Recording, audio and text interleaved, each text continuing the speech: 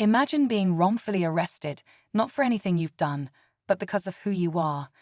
This is the story of a black man targeted by a racist officer who thought he had all the power in the world. The officer, certain of his authority, is about to make a huge mistake, one that will leave him stunned. It all begins on a quiet afternoon when this officer pulls over a man for no reason other than the color of his skin.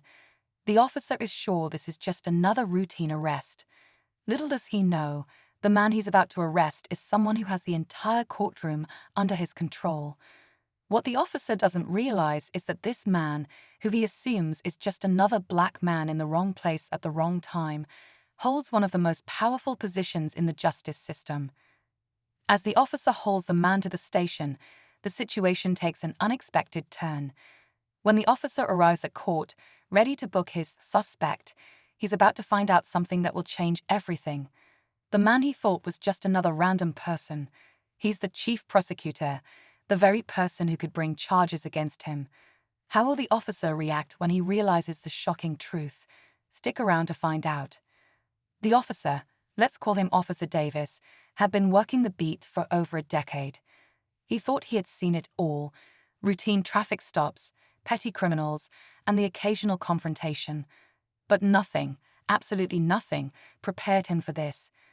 When he first laid eyes on the man, he was already suspicious. He was standing near a gas station, looking like he didn't belong there, wearing a suit that didn't seem to fit the area.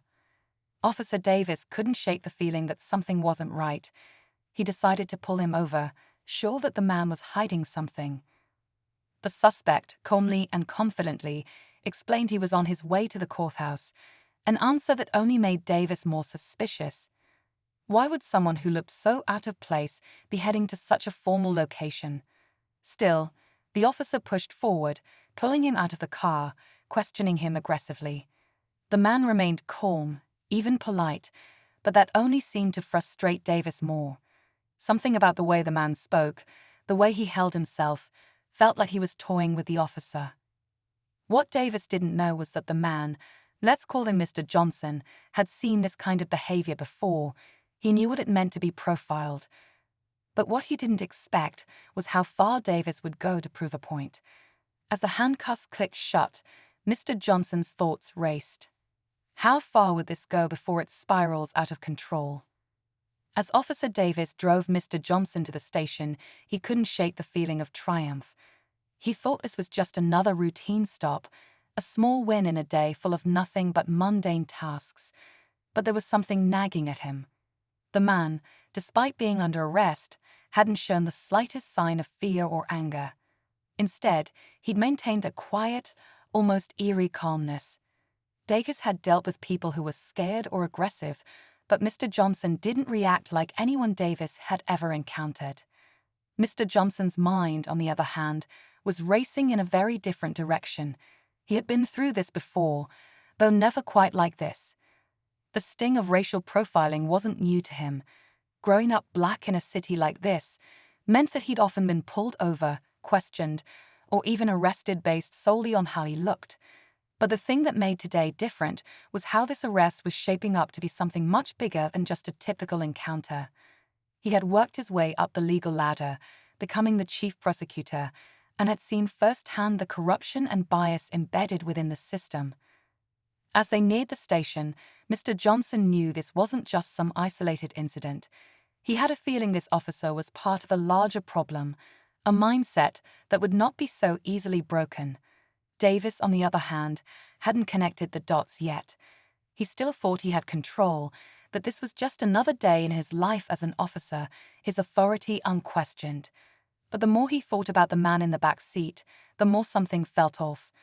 The name Mr. Johnson had given him didn't ring a bell, but then again, he had never been one to follow the local court system closely. As they arrived at the station, Davis could feel the tension building. He was about to walk into the precinct, holding a man he thought was guilty of some unknown crime, but something kept nagging at him. The man was too calm, too composed. He was something more than just an average person, and for the first time, Officer Davis wasn't sure if he had made the right choice. The station's sergeant, a no-nonsense woman named Sergeant Harris, looked up from her desk when they entered. "Another one, Davis?" she asked, flipping through a pile of paperwork without much emotion. "Yeah," Davis replied, his voice carrying the tension he hadn't yet acknowledged. "Possible resisting arrest, maybe more." He gave Mr. Johnson a cold look as he cuffed him to a bench. "We'll get a report in a minute."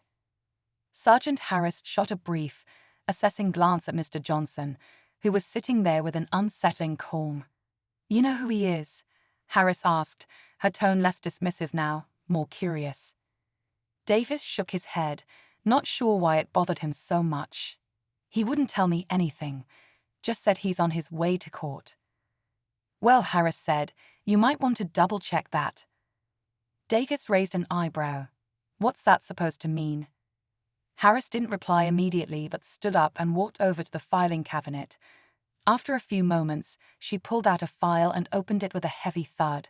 She didn't say a word as she pushed the file across the desk toward Davis. Davis glanced at the name on the file. *** Michael Johnson ***, Chief Prosecutor for the District.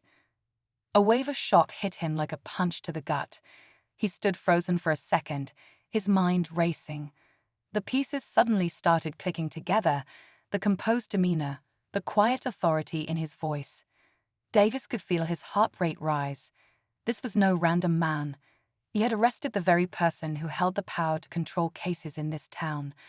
And now that same man was sitting in a holding cell, handcuffed, and at the mercy of a system Davis thought he had under control.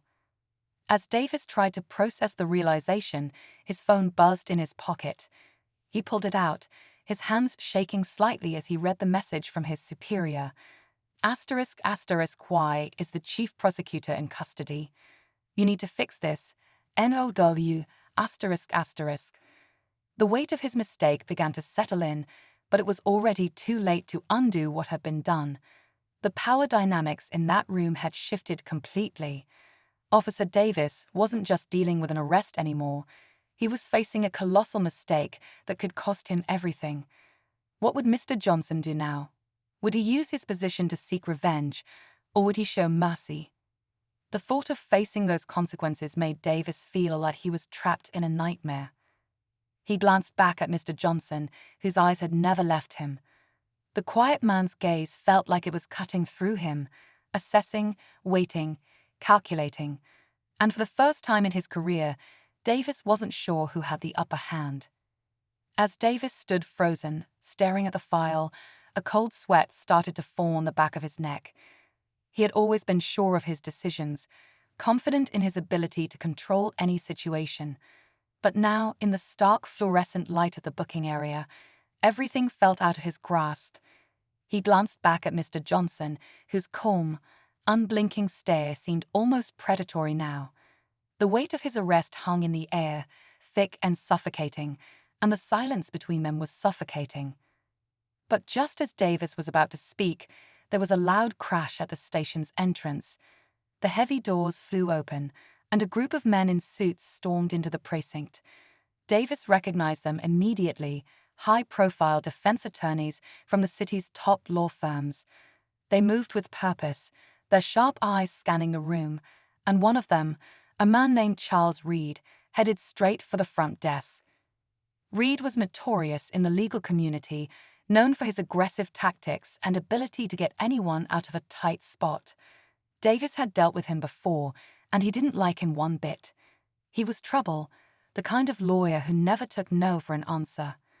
But what shocked Davis even more was the man beside Reed, another prosecutor. Davis's stomach dropped. This wasn't just a group of lawyers making a routine appearance. They were here for Mr. Johnson. The realization hit like a punch. Mr. Johnson wasn't just a prosecutor. He was an untouchable player in a much larger game and now suddenly, everything Davis thought he understood about the system was being turned on its head. Reed didn't waste time with pleasantries. He walked right up to Davis and flashed a cold smile. "You've got a big problem, officer," he said, his voice low and dangerous. The chief prosecutor isn't someone you want to mess with." Davis didn't have a chance to respond before Reed turned to Sergeant Harris, who was already on edge. "We're taking him into our custody," Reed declared, his voice icy and authoritative. "You've got no right to hold him." Harris looked conflicted but didn't argue. She knew who Reed was, and she wasn't about to cross him. The room seemed to freeze as Reed's team stepped forward, moving swiftly to unshackle Mr. Johnson. It was clear now that Davis' mistake wasn't just a minor blunder. This was much bigger. Mr. Johnson's arrest was part of a complex web, and Davis had unknowingly stepped right into the middle of it. As Mr. Johnson stood up, his hand brushing the cuffs away like they were nothing more than an inconvenience, his eyes met Davis again. This time, there was something darker in them, a flicker of something Davis couldn't quite place. Was it satisfaction?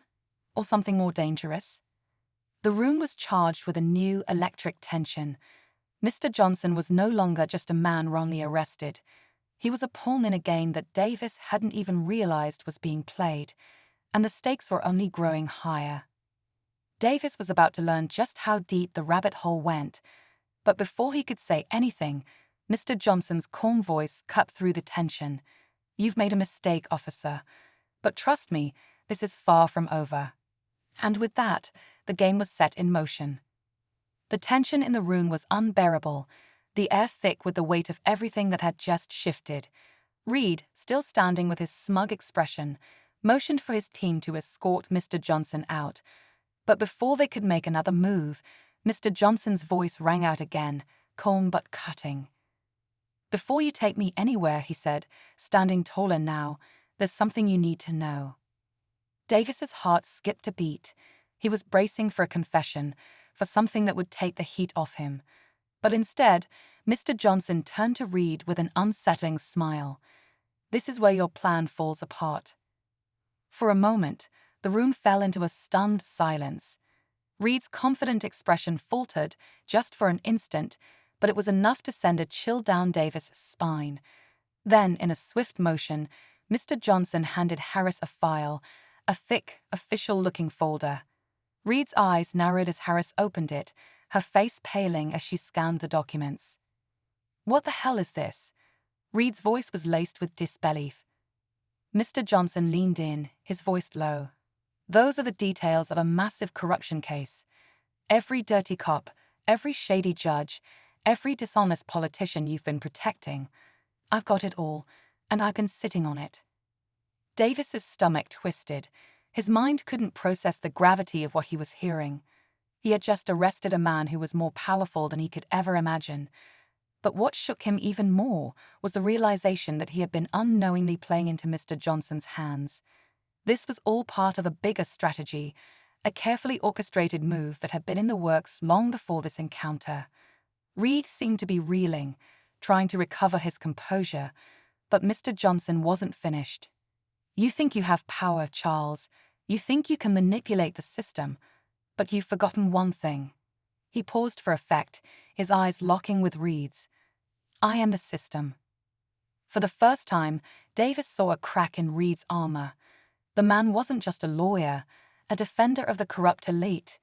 He was a cog in a machine that Mr. Johnson was about to dismantle. The prosecutor wasn't just seeking justice for the wrongful arrest. He was exposing a web of deceit that could bring the entire city to its knees. But as the pieces fell into place, something unexpected happened. Mr. Johnson's demeanor shifted, his eyes momentarily flickering with something other than triumph. A shadow crossed his face, and for a fleeting second, Davis saw something akin to regret. But before anyone could process it, Mr. Johnson turned to Davis, his expression unreadable. "You've done your job," he said, his voice much quieter now. "But don't think you're out of the woods yet." Davis was about to respond when suddenly, the sound of sirens echoed outside the station, louder and closer. The doors burst open, and in strode a group of armed officers, but these weren't just any officers, these were federal agents. Their leader, a tall woman with a no-nonsense attitude, walked straight up to the front desk, her badge flashing in the dim light.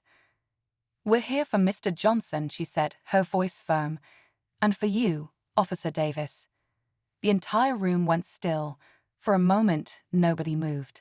The federal agent stepped forward, her eyes locking onto Davis with an almost knowing look.